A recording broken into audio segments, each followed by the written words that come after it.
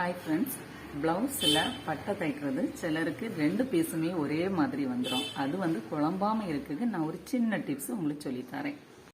பட்டை தைக்கிறதுக்கு 2 பட்டைக்கு அடியிலையும் 4 பீஸு சேஃபாக வச்சுருக்கேன். இதே போல் நீங்கள் வச்சுக்கிடுங்க.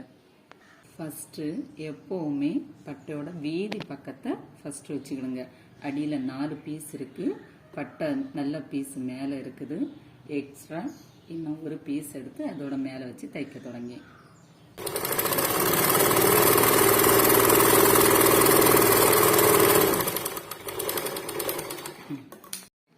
தைச்சிட்டேன். அதை அப்படியே திருப்பி போட்டு இது ஊட்டு தையல்னு ஒரு தையல் உண்டு, அதை அப்படியே கொடுங்க.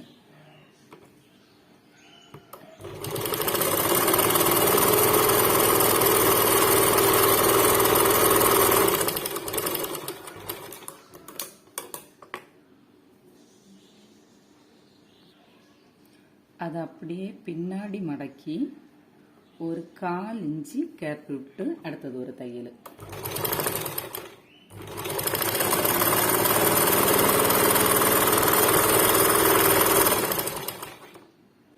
அந்த பட்டையை திருப்பி அப்படியே சுத்தி ஒரு தையல் கொண்டு வந்துடலாம்.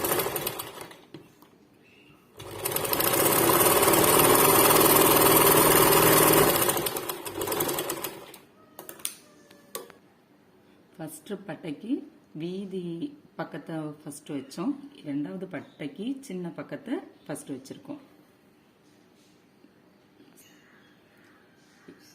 எக்ஸ்ட்ரா மேலே ஒரு துணி வச்சு தைக்கிறேன்.